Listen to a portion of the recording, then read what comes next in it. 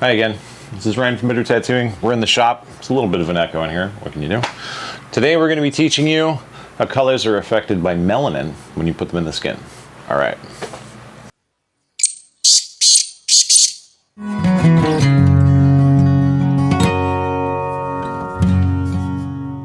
Okay, now that that's over with, how does melanin affect colors once you put them in the skin? This is something that I don't think is really ever taught when you go through an apprenticeship. So we figured we'd do just kind of a quick buffer on this because realistically, this is something that you're going to have to deal with and understand before you start doing any type of complex tattoos. I mean, if you're sticking with something that's just black, ink, you can kind of make good assumptions based on the person's skin tone as to how it may actually turn out. But when you start getting into using colors and things like this, knowing how each individual type of person and their skin tone is going to affect the tattoo will better help you plan not only the tones to use, but also just how much detail you can put into it. So, what's melanin? Melanin is this substance that absorbs energy, stuff from the sun, right? Which is what light is. Light equals energy. Might as well put that up there too. Let's just go rote simple on this. Light equals energy. Yay.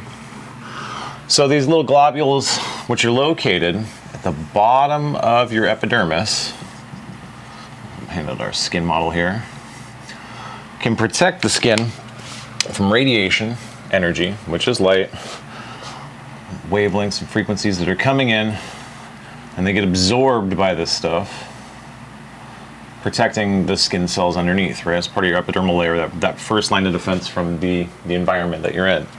So melanin will absorb a lot of energy, but some still can make it through into the skin. You can see this with people who have dark toned skin. Their skin absorbs so much light energy that not enough of it at times can get through to light up the colors that are underneath. When we have a tattoo that we're doing, we know that well, that's the wrong marker. We know that we're implanting the colors.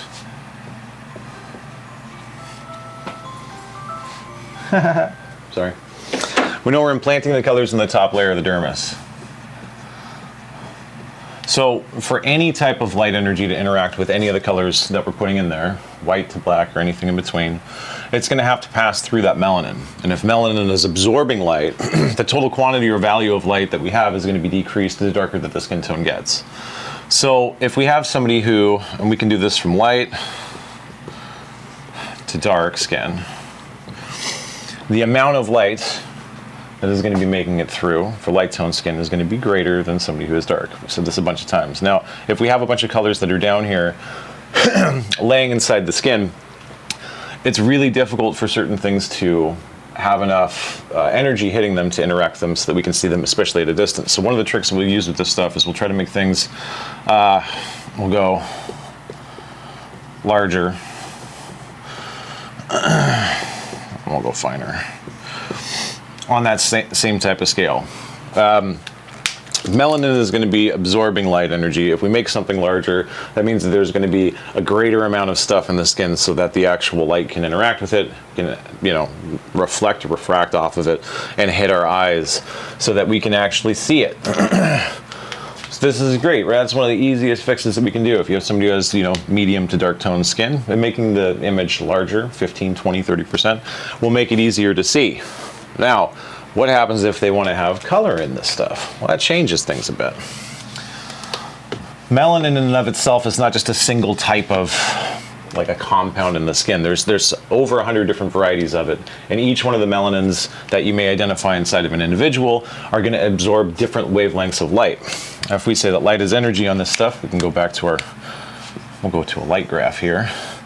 We'll have ultraviolet. I was gonna go like gamma, X-ray and stuff. We don't have to get that much. So ultraviolet energy is moving towards one side of the graph, which is gonna have a very quick repeating, very tight wavelength. And on the opposite side, we're gonna go for infrared. And this is going to have a very loose and open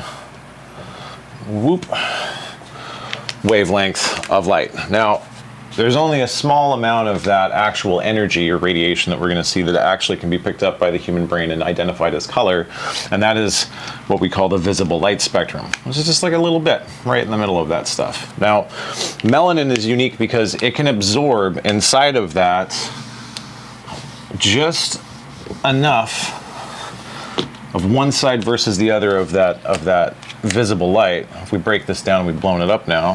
Visible light is visible light. We'll put quotes around that because it's energy. We have UV and infrared.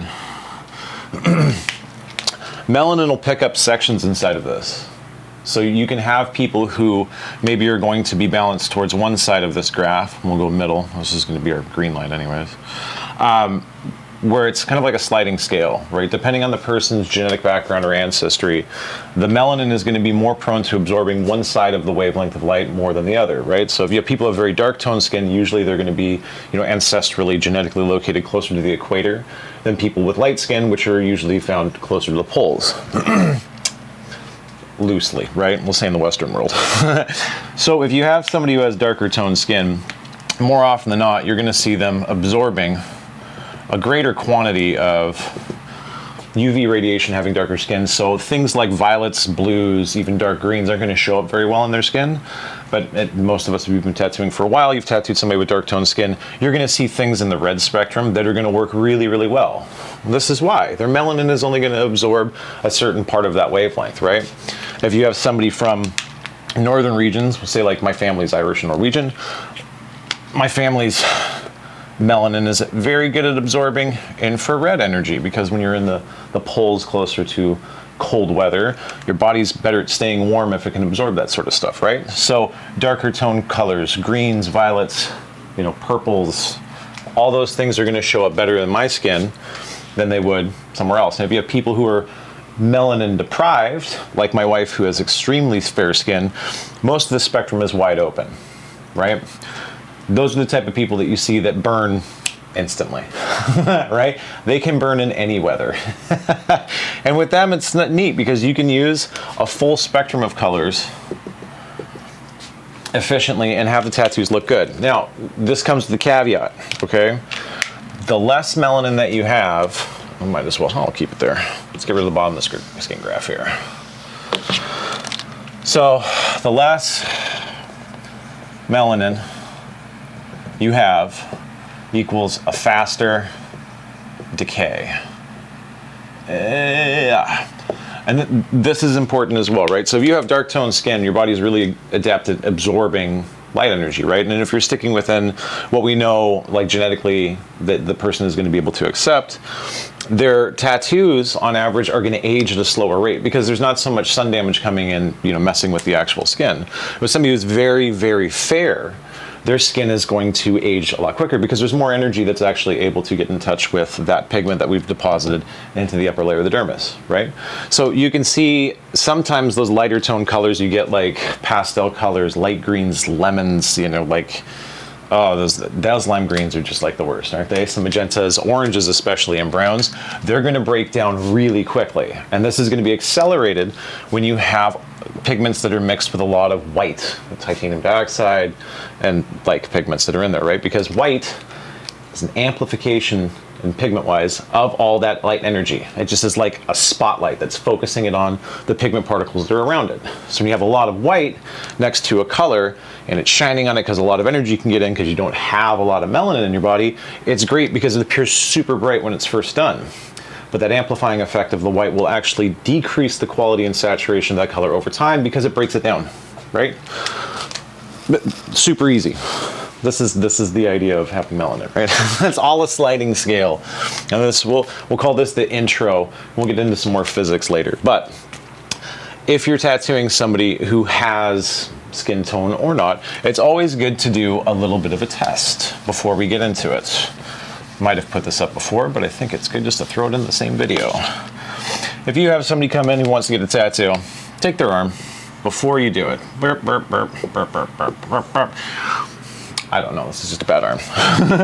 And what we're gonna do is we're gonna take a Sharpie marker, a watercolor marker. I like Crayola markers the best, personally, because they're pretty faint and they get absorbed pretty quickly into the skin, which is nice. They're easier to get off than Sharpie markers. So what we'll do is we're going to take each one of the colors that we have, we're going to find a midline part on the forearm, and we're going to make some marks right across the middle part, because usually the top part of people's arms is going to be darker than the under part. So we're going to try to crisscross that medial line on the arm, and we're going to make a whole bunch of colored marks.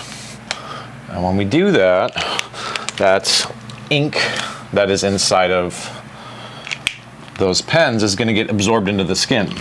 It'll get trapped into the upper layers of the skin, the epidermis, the top layer of the dermis, because it's water-based, it'll get absorbed in.